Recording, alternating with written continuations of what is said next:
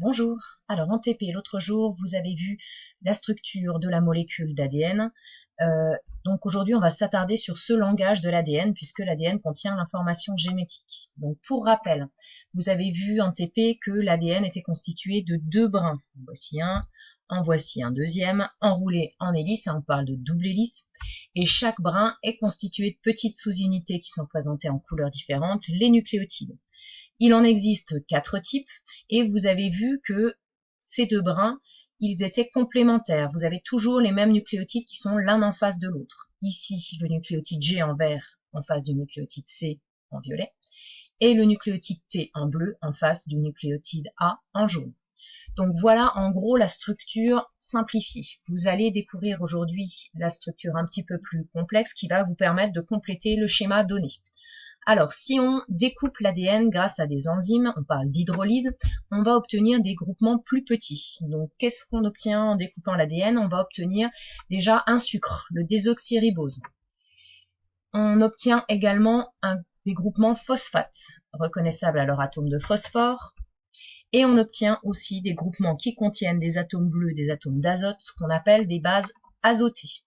Donc, adénine, cytosine, guanine, thymine. Donc ces constituants ont donné leur nom à l'ADN puisqu'il s'agit de l'acide, ça vient de l'acide phosphorique, désoxyribo, donc ça vient du désoxyribose, et nucléique, c'est tout ce qui est rapport au noyau. Mais comment ces constituants s'organisent-ils dans la molécule d'ADN? Donc c'est ce que vous allez représenter sur votre schéma. Alors si on reprend nos nucléotides, vous avez ici par exemple un nucléotide A. On reconnaît un groupement avec des atomes gris de carbone et rouge d'oxygène. Il s'agit du désoxyribose. Un autre groupement avec un atome de phosphore en orange, donc il s'agit d'un groupement phosphate. Et là, un dernier type de groupement qui est constitué entre autres d'atomes bleus d'azote, donc une base azotée. On reconnaît ici l'adénine. On voit que ces groupements sont reliés entre eux par des liaisons pleines, solides, des liaisons covalentes. Si on regarde les autres nucléotides, c'est sur le même principe. Sauf que la base azotée change, cytosine pour le nucléotide C, guanine pour le nucléotide G et thymine pour le nucléotide T. Autrement, c'est le même type de structure. Donc si on le représente de manière schématique, on obtient ce type de représentation donc, que vous retrouverez sur votre schéma. Aussi, ces nucléotides sont-ils associés dans un même brin et entre brins complémentaires? Donc comment est-ce que se fait cette association? Alors, sur un même brin, vous pouvez reconnaître donc un premier nucléotide ici, qui est un nucléotide C. Et vous pouvez voir qu'il est relié au suivant, donc par son groupement phosphate, ici. Son groupement phosphate est relié non pas à un autre groupement phosphate, mais au désoxyribose du nucléotide suivant.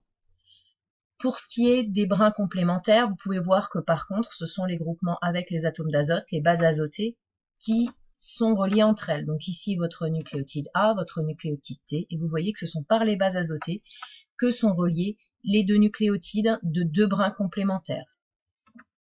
Donc les liaisons là par contre sont représentées en pointillés. Il s'agit de liaisons faibles, de liaisons hydrogènes. Donc sur un même brin, votre schéma ressemblera à ça. Et sur deux brins complémentaires, il ressemblera à ça. Donc voilà pour ce qui est du schéma de l'ADN. On sera à peu près au clair sur l'ADN une fois que ce schéma sera réalisé. Alors, l'ADN, comme on l'a vu, contient une information universelle. Sous quelle forme? Vous avez étudié des exemples de transgénèse. Donc transgénèse, vous avez vu, on transfère un gène intéressant, par exemple ici celui de l'hormone de croissance, d'un organisme donneur, ici c'est l'homme, dans l'ADN d'un organisme receveur, qui serait ici la souris. Donc, dans l'objectif de modifier cet organisme receveur. Ici, par exemple, on a pris un morceau d'ADN qui correspond au gène de l'hormone de croissance. Les souris vont se mettre à produire cette protéine de l'hormone de croissance et être géantes. Autre exemple, la production d'insuline. Donc l'insuline, c'est le médicament qui est utilisé par les diabétiques et qui auparavant était produit en utilisant des cadavres. Actuellement, ce n'est plus nécessaire puisque on peut prendre le gène de l'insuline dans l'ADN humain, le mettre dans de l'ADN bactérien qui va se mettre, cette bactérie va se mettre à produire elle-même l'insuline. Et comme les bactéries se multiplient à très grande vitesse, on peut obtenir rapidement une très grande quantité d'insuline.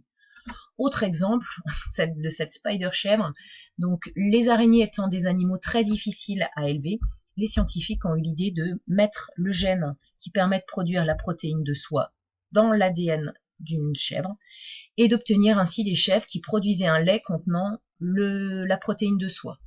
Et en purifiant, on obtient une grande quantité de soie. Alors comme vous l'avez vu, à chaque fois, on ne transfère pas tout l'ADN, mais juste un petit morceau qu'on appelle un gène. Donc le gène, c'est vraiment l'unité d'information, une unité d'information qui à chaque fois permet de produire une protéine. Ici, la protéine de soie, dans les exemples précédents, la protéine hormone de croissance ou la protéine insuline. Donc dans les deux cas, des morceaux d'ADN qui permettent de produire une substance, une protéine. Alors ces gènes, ils sont localisés à des endroits bien particuliers sur les chromosomes. Alors pour vous rappeler, nous on en a 23 paires, donc 46 chromosomes. Alors quelques exemples. Ici par exemple sur le chromosome 3, un gène qui permet de produire une protéine impliquée dans la vision, la rhodopsine. Sur le chromosome 9, un gène bien connu qui permet de produire les marqueurs du groupe sanguin qui sont des protéines, donc A ou B. Le chromosome 17 qui porte le gène évoqué tout à l'heure de l'hormone de croissance. Le chromosome 11 qui permet de produire l'hémoglobine, la substance qui transporte l'oxygène dans les globules rouges, ou la tyrosinase qui a un rôle dans la pigmentation de la peau. Donc par exemple les individus albinos, c'est ce gène qui est déficient. Donc voilà, l'ADN, un ensemble de gènes. Donc un chromosome, c'est une molécule d'ADN, et sur cette molécule, il y a des zones particulières, des petites unités qui s'appellent les gènes. Chacun a une place bien particulière et permet de produire une protéine bien particulière. Et donc, lors de la séance prochaine, nous allons essayer de voir comment cette information peut être différente avec un ADN qui a pourtant une même structure, comme on l'a vu lors du TP. À bientôt.